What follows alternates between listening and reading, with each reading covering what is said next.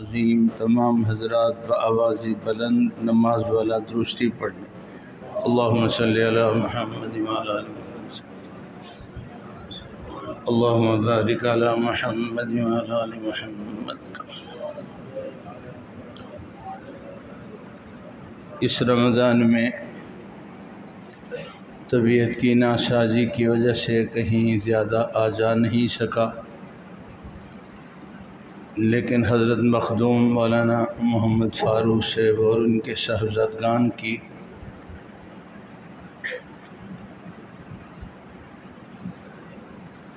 پرزور ہمت کر کے آ گیا ہوں۔ رات تو وہ ہے کہ پوری رات گزر جائے تو بیت نہیں جاتی، اور جب بیت جاتی ہے تو واپس نہیں آتی۔ رمضان کے مقدس دن رات گزار کے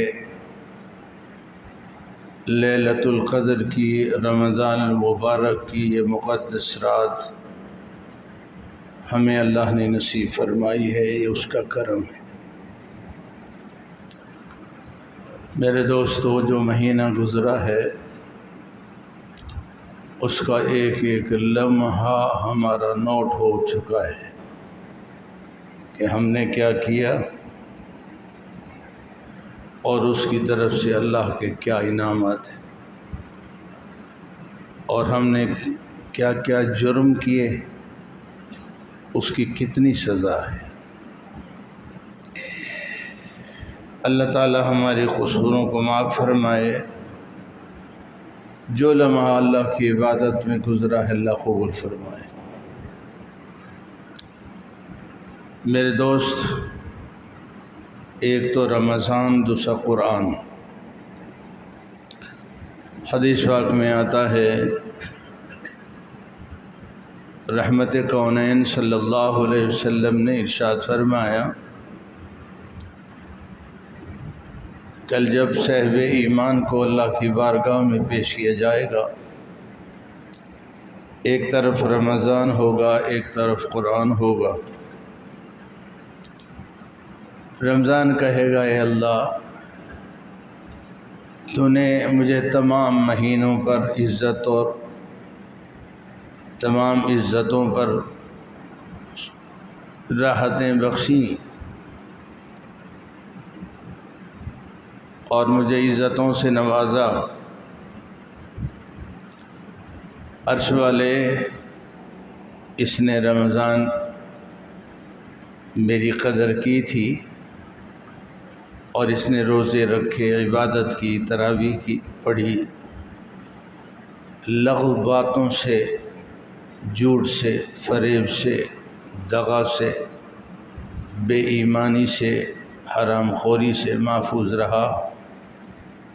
عرش والے، تیری عزت کی قسم ہے، مجھے عزت دینے والے رب اس کی مغفرت فرما دے۔ ارشاد ہوگا، تیری بات منظور کر لی میں نے، اس کو جنت دے دی۔ اس طرف سے قرآن کھڑا ہوگا اور کہے گا، بار الہ، تو نے مجھے اپنا کلام فرمایا تھا، مجھے جبرائیل کے ذریعے سے اپنے محبوب سرور کونین صلی اللہ علیہ وسلم پر نازل کیا تھا۔ جو جبرائیل لایا تھا وہ فرشتوں کا سردار، جس پر نازل ہوا نبیوں کا سردار۔ میرا ایک ایک حرف 10 نیکیاں، رمضان میں ایک ایک حرف 100 نیکیاں۔ یا اللہ، تو عزت والا ہے، عرش والے، اس نے رمضان میں جب دنیا سو رہی تھی اٹھ کر مجھے پڑھ رہا تھا، جب ساری دنیا غفلت میں تھی یہ تیری یاد میں مجھے پڑھ رہا تھا۔ عرش والے، اس نے دنیا میں میرے ساتھ وفا کی تھی، میرا احترام کیا، میرے احکامات کا احترام کیا، رات کی تنہائیوں میں پڑھتا تھا، دن کے اجالے میں پڑھتا تھا۔ اے میرے رب اس کو معاف کر دے، اس کی خطاؤں کو میں سفارش کرتا ہوں۔ ارشاد ہوگا قرآن حکیم کی سفارش قبول کی جاتی ہے، اس کی مغفرت کر دی جاتی ہے۔ میرے دوست، رمضان میں ایک روزہ تراویح، قرآن حکیم کی تلاوت، استغفار، درود شریف کی کثرت، نمازوں کا اہتمام، جو سارا سال ہم سے غفلتیں ہوتی ہیں اس ماہ میں الحمدللہ ہم نے پوری کی ہیں۔ جو خطا ہو گئی اللہ ہمیں معاف کرے۔ تو یہ رمضان ہماری مغفرت کا سامان ہے۔ اور پھر قرآن حکیم کی یہ مجلسیں سارا سال نہیں ہیں۔ کل سے پھر ہم غفلت کی چادر تان کر سو جائیں گے، دیکھا جائے گا اگلے رمضان کو پھر کھڑے ہوں گے۔ میرے محترم دوستو، اللہ تعالیٰ اس رات کے بارے میں فرما رہے ہیں، اِنَّا أَنزَلْنَاهُ فِي لَيْلَةِ الْقَدْرِ وَمَا أَدْرَاكَ مَا لَيْلَةُ الْقَدْرِ۔ قدر والی اس رات میں ہم نے اپنا کلام مقدس اپنے محبوب کے قلب اطہر پر نازل کیا، اتارا ہم نے اس کو۔ اس کی کتنی شان اور قدر بیان کی جائے کم ہے یار۔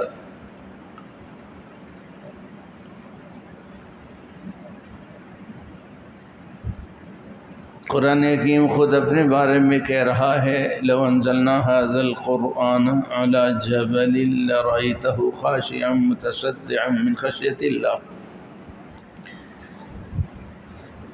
اگر یہ کلام ہم پہاڑوں پر اتارتے تو ریزہ ریزہ ہو جاتے، اس کی جلالت کو برداشت نہیں کر سکتے۔ میں نے کہا میرے رب، یہاں تو 10 سال کا بچہ حافظ ہے، آپ تو فرما رہے ہیں کہ ہم اگر اس کو پہاڑوں پر نازل کرتے جلالت کی وجہ سے ٹکڑے ٹکڑے ریزے ریزے ہو جاتا۔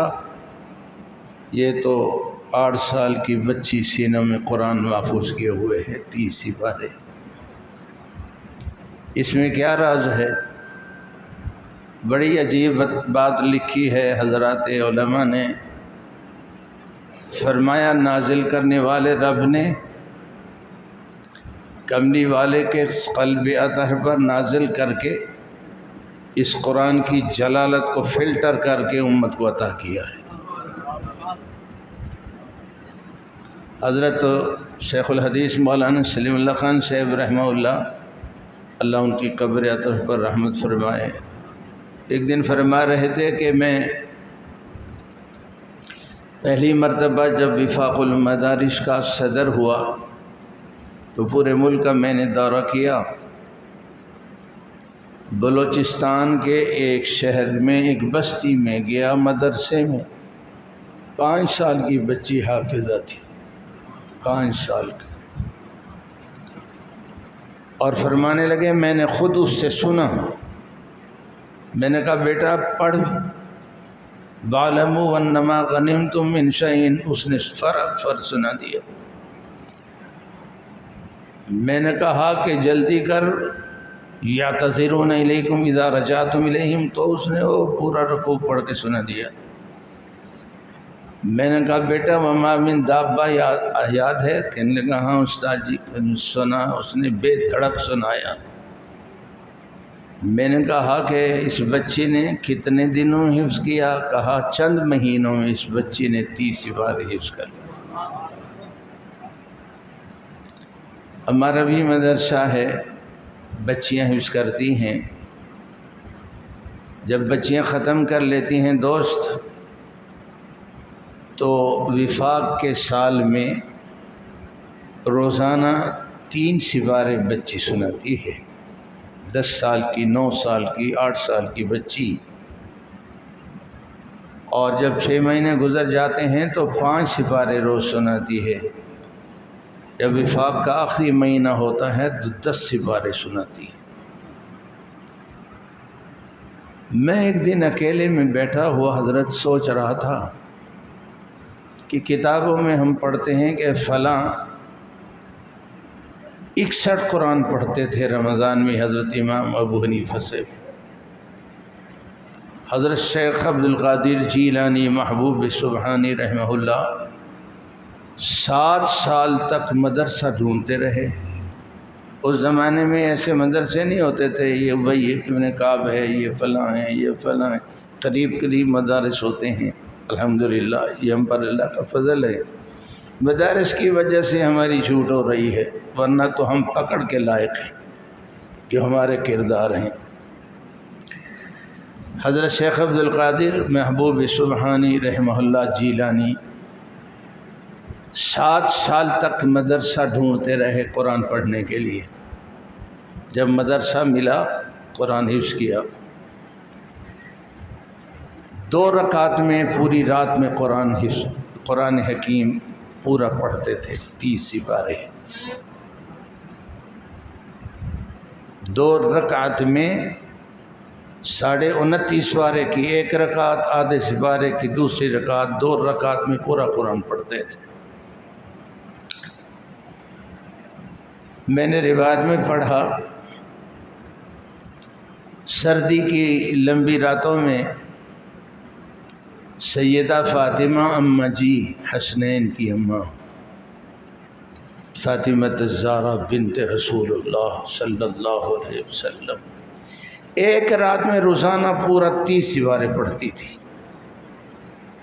درمیان میں راتیں آ گئیں چھوٹی، دن ہو گئے بڑے، پڑھنے کے لیے بیٹھی تو صبح کی اذان ہو گئی، آسمان پر نگاہ اٹھا کر کہتی ہیں اللہ تیری رات کتنی چھوٹی ہے، فاطمہ کا تو قرآن مکمل نہیں ہوا، تیری رات بس ہو گئی۔ یہ تھے لوگ۔ میرے محترم دوستو، مجھے کہنے کی اجازت دیجیے، ناراض نہیں ہونا، میں نے اس پر اکیلے میں بیٹھ کر بڑا سوچا۔ میں نے کہا یہ لوگ اتنا، ہم بھی پڑھتے ہیں جی، ہم بھی پڑھتے رہتے ہیں، 2 4 10 پارے ہم بھی پڑھ لیتے ہیں گئے گزرے زمانے میں۔ میرے استاد جس سے میں نے حفظ کیا جی سن 65 میں، تو ایک رات کو شبینے میں انہوں نے 2 رکعت میں قرآن شروع کیا، 29.5 سپارے کی 1 رکعت میں نے دیکھی استاد کی، آدھا سپارہ پڑھ کے 2 رکعت مکمل ہوئی اور قرآن مکمل ہو گیا۔ کتابوں میں ہم پڑھتے ہیں کہ لوگ اتنا قرآن پڑھتے تھے۔ اللہ ہم سب کو توفیق دے، ہماری اولاد کو توفیق دے، بیوی بچوں کو اللہ توفیق دے۔ حضرت شیخ الحدیث مولانا زکریا صاحب رحمہ اللہ نے یہ فضائل اعمال میں لکھا ہے کہ ہماری گھر کی خواتین جھاڑو پوچھا، گھر کے کام، کپڑے دھونا، بچوں کی دیکھ بھال کرنا، سحری بنانا، افطاری بنانا، سب باتوں کا خیال رکھنا، مہمانداری کرنا، مہمانوں کا خیال کرتے ہوئے 15 20 سپارے ہماری خواتین اس کے باوجود دن میں پڑھ لیتی تھی۔ میں نے کہا اسے موٹے مغز میں آ نہیں رہا، ہوتا ہوگا یار، پڑھ لیتے ہوں گے۔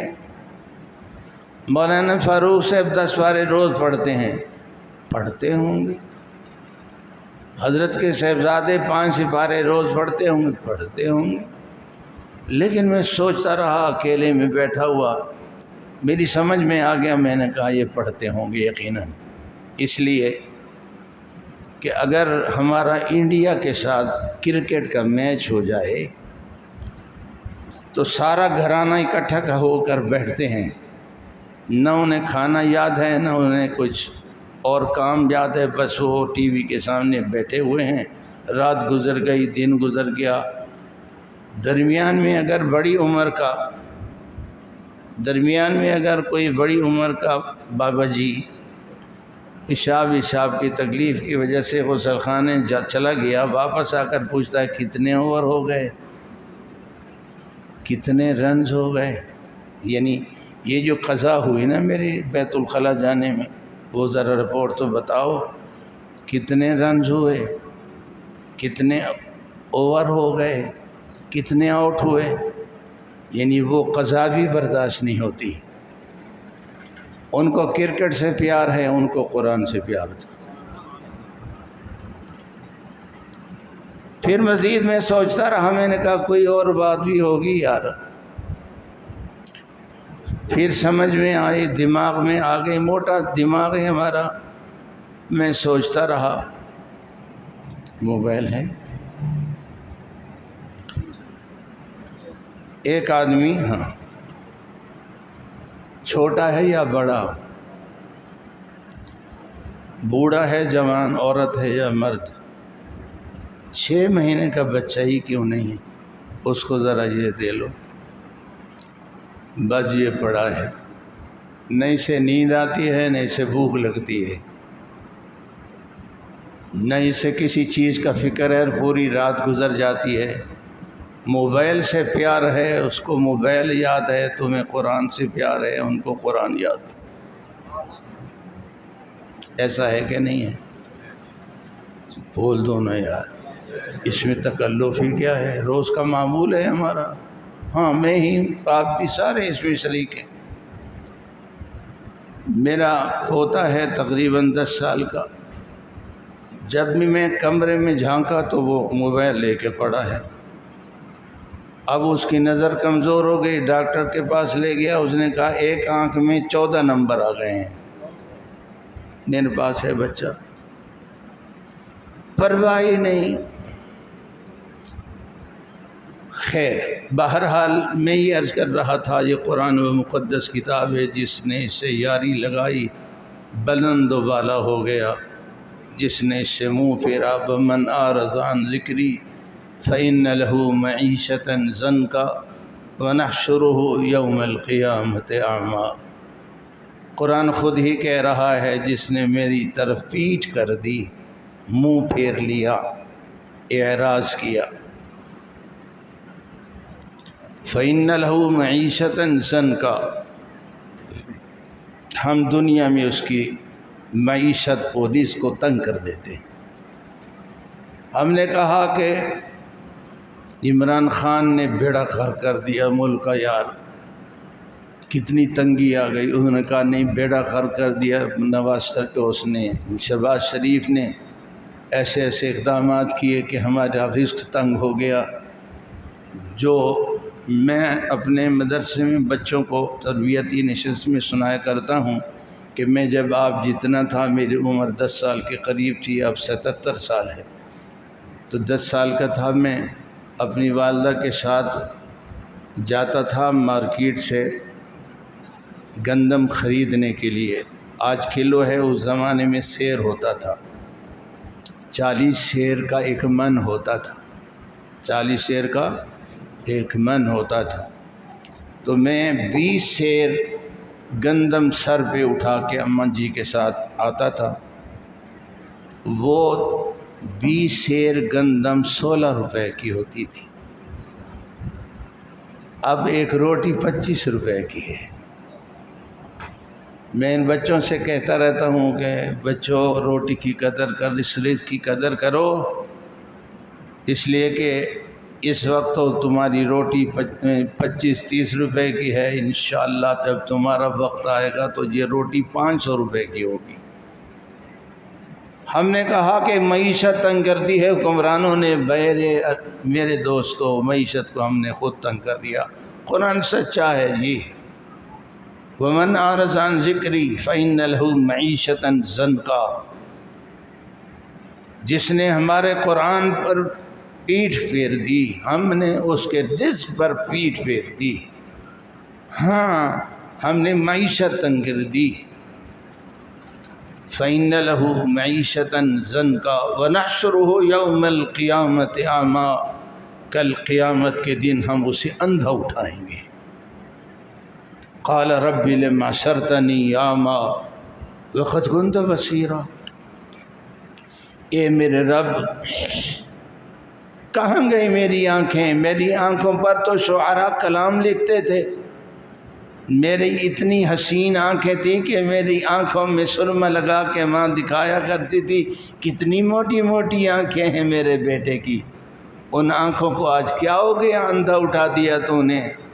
قال رب لم حشرتنی اعمیٰ وقد كنت بصیرا، اللہ فرماتے ہیں قال كذلك اتتك آیاتنا فنسیتها، کل تو نے ہماری آیتوں کو بھلا دیا تھا، وَكَذَلِكَ الْيَوْمَ تُنسَىٰ، جا ہم نے آج تجھے بھلا دیا ہے۔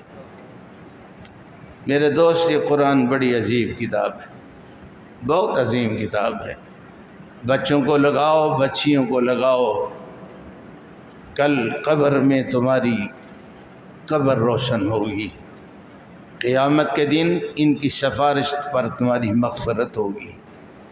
خود بھی پڑھو، صرف بچوں کو نہیں پڑھاؤ، خود بھی پڑھو، جتنا ممکن ہو اتنا پڑھ لو، پڑھ تو لو یار۔ میرے محترم دوستو، یہ اللہ کا فضل ہے کہ اس ماہ میں ہم نے پورا قرآن سنا۔ جس طرح پڑھنے کا ثواب ہے اسی طرح سننے کا ثواب ہے، جس طرح سننے کا ثواب ہے اس طرح قرآن دیکھنے کا ثواب ہے، جس طرح قرآن حکیم کو دیکھنا ثواب ہے اسی طرح اس کو چھونا ثواب ہے، جس طرح اس کو چھونا ثواب ہے اس کا چومنا ثواب ہے۔ کل چومے جاؤ گے جب قرآن کو چومتے ہو، کل اللہ کی بارگاہ میں سرخرو ہو جاؤ گے جب قرآن کو تم سینے لگاؤ گے۔ یہ قرآن وہ کتاب ہے جی جو کل ہماری سب کی سفارش کرے گی۔ میرے محترم دوستو، تیسری بات میں نے آپ سے یہ عرض کرنی ہے، مسجدوں کی قدر کرو۔ جس طرح رمضان میں سجائے رکھا ہے تم نے، سارا سال سجاؤ، اور اس مساجد کو سجانے سے اس کے در و دیوار کل تمہاری مغفرت کی گواہی دیں گے۔ یہ سجاؤ، آپ اور ہم مسجدوں کی رونق ہیں۔ میرے تیرے کملی والے نے فرمایا صلی اللہ، زور سے بولو یار، صلی اللہ علیہ وسلم، کسی کو مسجد آتا جاتا دیکھو اس کے ایمان کی گواہی دو، کسی کو مسجد میں آتا جاتا دیکھو یہی ایمان والا ہے، یہ جو ایمان والا ہے اس کی دلیل یہ ہے کہ مسجد سے اس کی یاری ہے۔ اور میں اس دن روایت پڑھ رہا تھا، میں نے کہا کہ یہ بھی بیان کرنا چاہیے۔ فرمایا جس نے مسجد میں چٹائی بچھا دی، جس نے مسجد میں نماز کے لیے جا نماز بچھا دی، مصلی بچھا دیا، چٹائی بچھا دی، جب اسے قبر میں اللہ تعالیٰ انعام دیں گے تو وہاں تو دیں گے ہی دیں گے، لیکن محشر کے دن اس کو جنت کا سبز لباس پہنائیں گے۔ ان صفوں کی، ان ٹوٹی پوٹی صفوں کو بچھانے سے جنت کے سبز لباس عطا ہوں گے۔ اور فرمایا میرے تیرے کملی والے پیغمبر نے صلی اللہ علیہ وسلم، جس نے مسجد میں روشنی کا انتظام کیا۔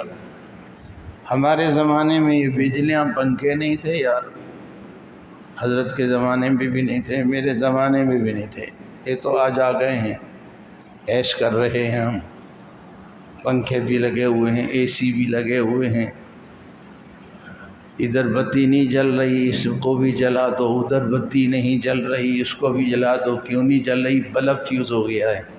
ہو ہمارے زمانے میں دیے ہوتے تھے جی، مٹی کے، اور بٹ بناتے تھے ہم اس کی، ہاں کپاس کی بٹ بناتے تھے اور دیا لے آتے تھے، سرسوں کا تیل ڈالتے تھے، مسجد کو رونق بخشتی۔ اس زمانے میں نے حدیث سنی، نبی اکرم صلی اللہ تعالی علیہ وسلم نے فرمایا جس نے مسجد میں روشنی کا انتظام کیا اللہ پاک اس کی قبر میں نور کی شعاؤں کا انتظام کریں گے۔ دم وم کرتا ہوں تو لوگ مجھ سے پوچھتے ہیں کہ وہ دیوے تو اب نہیں ہیں، کیا کریں؟ میں نے کہا یہی تو دیوے ہیں نا یار، یہی تو دیوے ہیں نا یار، یہی دیوے ہیں نا۔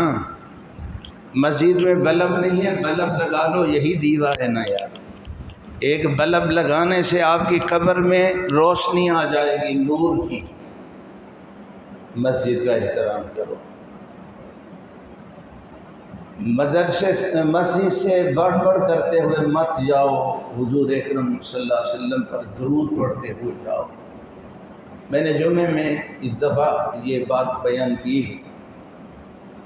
میں نے کہا کہ حدیث میں آتا ہے ایک صحابی جس کا گھر یہ مسجد کے سامنے تھا، مسجد نبوی کے سامنے تھا، مسجد نبوی کے سامنے گھر تھا، وہ ادھر سے نکلا 6 نمبر محمود آباد سے روڈ سے پار کرتا ہوا پھر اس گلی سے یوں آ کے داخل ہوا۔ رحمت عالم صلی اللہ علیہ وسلم فرمایا میں کہاں سے آ رہے ہو؟ اس نے کہا حضرت میں گھر سے مسجد کی طرف آ رہا۔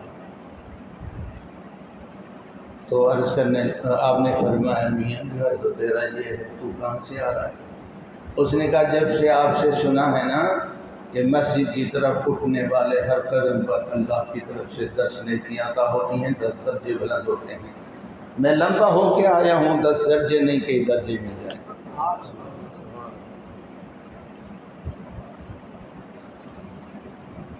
مسجد کا احترام کرو، محشر میں پوری دنیا کے سامنے تمہارا اکرام کیا جائے گا۔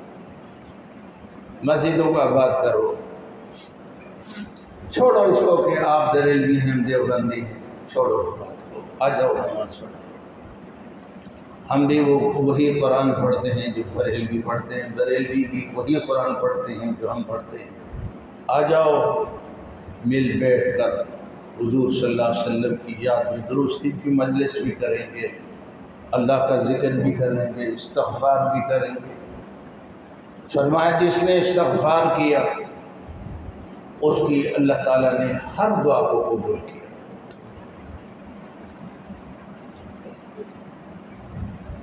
روزے داروں مبارک ہو، روزے داروں مبارک ہو، جب آپ نے روزے رکھے اللہ نے قبول فرما لیے۔ اللہ سخی ذات ہے، آپ اور ہم کنجوس ہیں، اللہ کی ذات بہت سخی ہے یار۔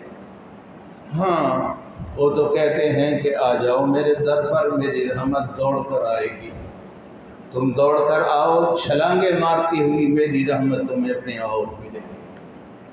آ تو جاؤ میرے بندو۔ رمضان میں ہم نے روزے رکھے، شام کو افطار کیا، افطار کے وقت اللہ تعالیٰ ارشاد فرماتے ہیں فرشتوں تم گوارا ہو، اس افطار کے وقت میں نے 10 لاکھ کی مغفرت کر دی۔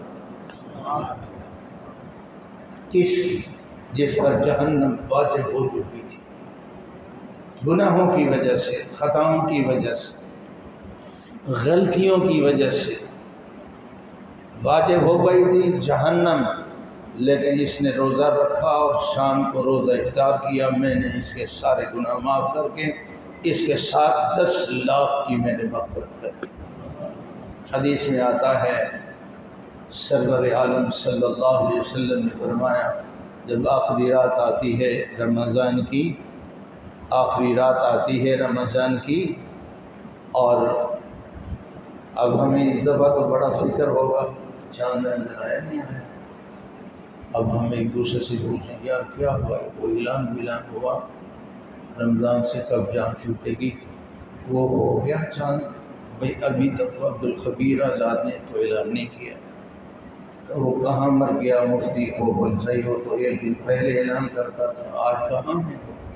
کہا وہ ان میں اندر چھپا ہوا ہے، بیٹھا ہے۔ اچھا، ایک انداز یہ ہے، کہنے تو دیجئے یار، ناراض نہ ہو۔ دوسرا انداز یہ ہے، وہ میری بنیان آ گئی، کل عید میں کیا پہنوں گا؟ ہاں دیکھو بھول گئے، تو دکانیں تو اب بھی کھلی ہوں گی یار، میری بنیان منگا لو۔ درزی سے کپڑے آ گئے؟ ہاں آئے تو تھے، پھر استری کو گئے ہوئے تھے، نہیں آئے، جلدی سے بلاؤ، کل عید میں کیا پہنوں گا میں؟ اور میں نیا ذرا زاربند بھی ذرا دیکھ لو ہے کہ نہیں تو میں لے آؤں۔ جب ہمیں زاربند کا فکر ہوتا ہے، اس کی رحمت جم جم برس رہی ہوتی ہے، ہائے ہائے ہائے۔ اور اللہ فرماتے ہیں میرے فرشتوں یہ بتاؤ کہ اس ماہ میں میں نے اپنے محبوب پیغمبر کی امت کو کتنا بخشا۔ اللہ میاں ریاضی جانتے ہیں، خوب جانتے ہیں، لیکن یہ ہمارے سمجھانے کے لیے فرمایا۔ حدیث میں آتا ہے، نبی مکرم سرور عالم صلی اللہ علیہ وسلم نے فرمایا، اللہ پوچھتے ہیں فرشتوں سے کہ اس ماہ میں ہم نے کتنوں کی مغفرت کی؟ جبکہ ہر افطار پر 10 لاکھ کی ہم نے مغفرت کی۔ اگر چاند ہوا 29 کا تو 2 کروڑ اور 90 لاکھ کی مغفرت کی۔ اگر 30 کا، اللہ کرے اس دفعہ 30 کا ہو جائے، آمین کا ہو جائے۔ ہاں کوئی بات نہیں، ایک روزہ رکھنے سے کیا ہوتا ہے۔ تو اگر 30 کا چاند ہو گیا تو 3 کروڑ کی مغفرت فرماتے ہیں۔ ارشاد ہوتا ہے سچے پیغمبر کی سچی روایت میں ہے، آپ نے فرمایا کہ اللہ پاک ارشاد فرماتے ہیں، فرشتوں گواہ رہو، ہم نے اس ماہ میں جتنوں کی مغفرت کی تھی، آج کی رات اتنوں کی مغفرت کرتے ہیں۔ میرے دوست، یہ سرائے دہر مسافر و بخدا یہ کسی کا مکان نہیں، یہ سرائے دہر مسافر و بخدا یہ کسی کا مکان نہیں، جو مقیم تھے اس میں کل یہاں کہیں آج ان کا نشان ہے۔ غرور تھا، نمود تھی، ہٹو بچو کی تھی صدا، پر آج تم سے کیا کہوں لحد کا بھی پتہ نہیں۔ جن کے محلوں میں ہزاروں رنگ کے فانوس تھے، ارے جھاڑ ہے ان کی قبر پر اور نشان کچھ بھی نہیں۔ یہ چند مہینوں کی بات ہے، اخبار میں نے پڑھا، ہسپتال میں سائیکل کمپنی کا مالک پڑا ہوا کئی مہینوں سے پڑا تھا، اور کوئی گھر میں پوچھنے والا نہیں تھا۔ 3 شادیاں تھیں، 3 سے اولاد تھی، کوئی پوچھنے نہیں آتا تھا۔ سڑتا سڑتا آخر ہسپتال کے اسی کمرے کے بیڈ پر انتقال ہو گیا۔ روزانہ خبر دیتے تھے ان کی اولاد کو، آ جاؤ بھائی تمہارے باپ کی حالت بہت خراب ہے۔ ہاں اس وقت موت اور حیات کی کشمکش میں ہے، سانس کی تانی ٹوٹ رہی ہے، آ جاؤ دیکھ تو لو۔ نہیں کوئی آیا، فوت ہو گیا۔ ہسپتال والوں نے سائیکل کی کمپنی کے اس مالک سیٹ کو غسل دیا، ہسپتال والوں نے اس کو کفن پہنایا، اس کے کفن کی تان کو باندھا، اور اسی بستر پر لٹا کر پھر اولاد کو اطلاع دی کہ آ جاؤ اب تو کفن بھی ہو گیا ہے۔ کوئی نہیں آیا، بلکہ ایک ملازم آیا دفتر سے، وہ اس کی میت کو لے جا کر دفن کر کے آ گیا۔ اللہ تعالی ہماری موت کو بھی اچھا کر دے، ایمان والی موت نصیب فرمائے۔ اللہ پاک ہمارے رمضان کو قبول فرمائے، روزوں کو قبول فرمائے، قرآن پڑھنے سننے کو قبول فرمائے۔ اللہ پاک اپنی راحتوں سے نوازے، جو بیمار ہیں ان کو شفائے کاملہ عاجلہ مستمرہ دائمہ نصیب فرمائے۔ یا اللہ میرے ماں باپ کو بھی بخش دے، حضرت مولانا فاروق صاحب کے ماں باپ کو بھی بخش دے، جتنے تیرے بندے اس وقت موجود ہیں ان سب کے ماں باپ کی مغفرت فرما۔ یا اللہ جتنے بیٹھے ہوئے ہیں اور اسی آرزو میں بیٹھے ہیں کہ اللہ ہم سب کی ایمان کامل ایمان پر مغفرت فرما، کامل ایمان کی موت نصیب فرما۔ یا اللہ ہمارے گناہوں کو نہ دیکھ، اپنی رحمت کو دے۔ ہمارے حضرت مفتی سید جلال پوری سے ہمارے ساتھ ہر سال حج میں ہوتے تھے، وہ ہمیں ایک سبق دیا کرتے تھے، وہ فرماتے تھے میاں جب دعا مانگنے بیٹھو قیامت تک کی نسل کے لیے دعا کرو، تمہارے اندر وہ زمانہ آ رہا ہے دعا مانگنے والا کوئی نہیں ہوگا، دعا کرنے والا کوئی نہیں ہوگا، ان سب کے لیے تم ہی دعا کر کے جاؤ کہ جب بھی اللہ سے ہاتھ اٹھا کر مانگو اے اللہ قیامت تک میری نسل کو اور قیامت تک میری آنے والی ساری نسل کی مغفرت فرما، اور میری تمام گزری ہوئی نسل کی مغفرت فرما۔ حضرت آدم علیہ السلام سے لے کر قیامت تک آنے والے تمام صاحب ایمان کی مغفرت فرما۔ سبحان ربک رب العزت عما یصفون۔ مشکور ہوں حضرت آپ نے مجھے بلایا۔